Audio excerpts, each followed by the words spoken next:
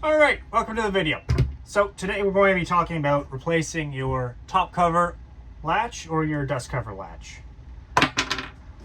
So this rifle was originally in an ATI stock. I removed that immediately because I think these things are pieces of shit and I will never use it if I have an option. So for demonstration purposes, we'll have it in a horribly beat up Russian stock. So I was shooting it and I realized that this latch was starting to come out. I got this rifle somewhat recently and I was test firing it. And that was concerning because normally having a little bit of a loose latch to where it kind of starts to walk up like this isn't a huge deal. That's not a big deal. But if it's starting to come out, eventually, if it fully detaches, you will have something like this. Now, that should be of concern to most people because right about here is where your face is. And this is not a particularly gentle piece of steel to go directly into your face. So we're going to fix that today. What had happened was this piece was originally removed so there could be a sight rail here. There's further evidence of that because there is some indenting on the steel right about here, where the rear sight was removed at one point. So what we're going to do is we're going to get one with a pin and just simply install it, because this one, how they removed it originally was to just grind it down, which is fine if you never intend on putting it back.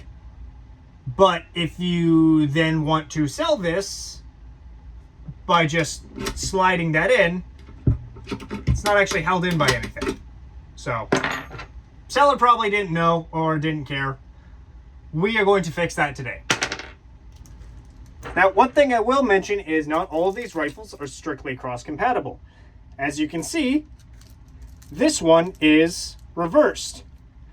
These later pattern are typically only found on French Tickler pattern Triangle 26 rifles and some later production SKSs. They aren't terribly common, but they are, as far as I'm aware, not compatible with, at the very least not compatible with the stocks, because, if I can pull this off again, these stocks have a special notch cut here and are cut a little bit lower to accommodate this. If you put this on this stock, which I can't right now, but you would have a real hard time getting under there. And if you can see, you probably can't, but it's the best I can do for you right here. This piece of wood right here is a little bit higher than this would be. So if you were to try and put this takedown latch on this rifle, that wouldn't work. This on this rifle probably would. I don't see any reason why it wouldn't. I haven't tried it, but just so you know, they aren't all strictly identical. But that's only for later pattern Chinese SKS. All the rest are completely cross-compatible in every way. So to install this guy, it's actually pretty simple. First off, let's pull this magazine out of here. We're going to take the rear pin, slide it into the receiver, make sure it seems to fit all right. It does. What you're trying to do is have this pin align with this groove in the back, right here, because when this goes in, it will slide into that groove and then prevent it from being pulled out. You can probably see that. So when we install it, we want this pin to be facing rearwards. So what I will do is I will mock it up something like this. Grab the pin. There we go. That started.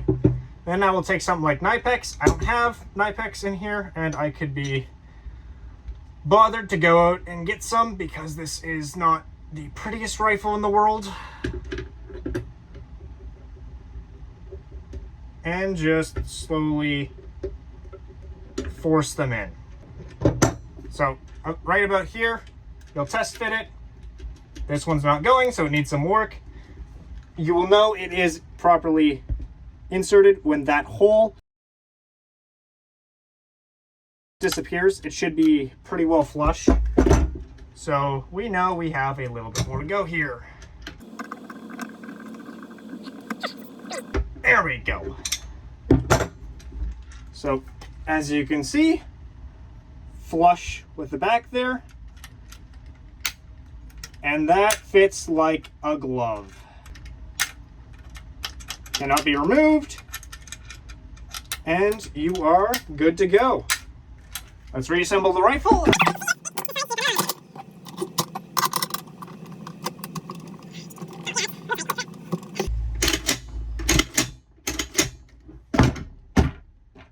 All right, there you go.